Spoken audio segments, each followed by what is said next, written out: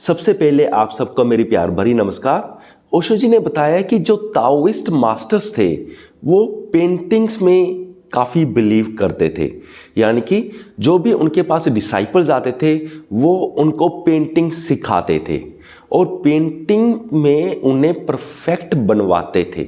वो कैसे? जैसे सालों भर प्रैक्टिस चलती थी उस डिसाइपल की पेंटिंग के लिए। बहुत साल जो डिसाइपल थे वो पेंटिंग ही करते रहते थे। अगर हम एग्जांपल मान के चलें कि 12 साल सपोज करो किसी डिसाइपल ने पेंटिंग करी और 12 सालों के अंदर उसने बहुत सारी चीज़ें सीख ली पेंटिंग के रिलेटेड। उसके बाद जब वो काफ़ी हद तक परफेक्ट बन जाता था तब जो उनके ताओइस्ट मास्टर्स होते थे वो अपने डिसाइपल को कहते थे अब कुछ सालों के लिए पेंटिंग करनी ही नहीं है।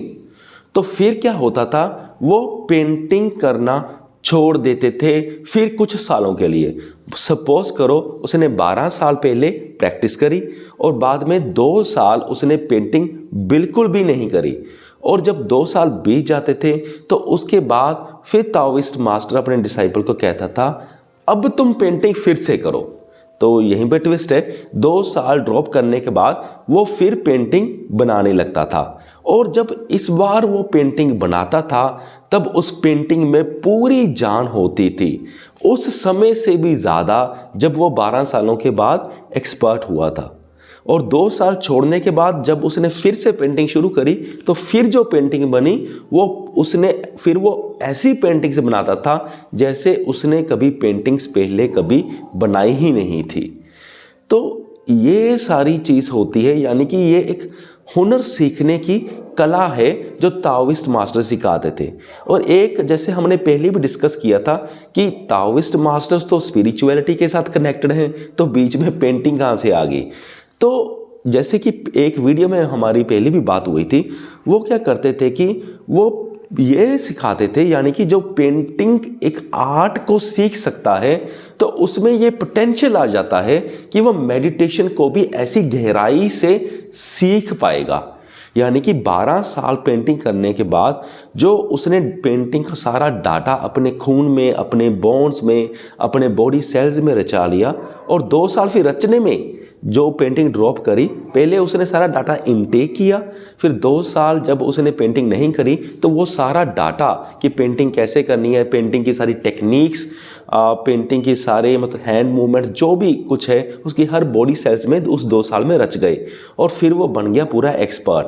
तो मेडिटेशन की कला भी ऐसी है, पहले बहुत ज़्यादा सख्त एफर्ट्स करने पड़ते हैं तो फिर वो जो सारा डाटा होता है मेडिटेशन के रिलेटेड और वो धीरे धीरे बचने लगता है। फिर जैसे एक समय मास्टर्स कहते हैं कि अब मेडिटेशन को ड्रॉप कर दो, अब मेडिटेशन भी बिल्कुल नहीं करनी है।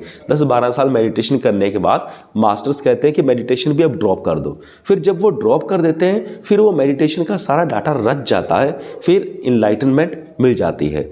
जैसे गौतम बुद्ध जी के केस में हुआ, उन्होंने भी पहले ऐसे बहुत स्ट्रेनस एफर्ट्स करते रहे मेडिटेशन के लिए और बहुत सालों तक प्रैक्टिस करने के बाद फिर जब उनको एक दिन रियलाइज़ हुआ कि सारे एफर्ट्स बेकार हैं, उन्होंने सारे एफर्ट्स छोड़ दिए और एक वृक्ष के नीचे बैठ गए। तो उसी रात उनको एनलाइटनमेंट हो गई।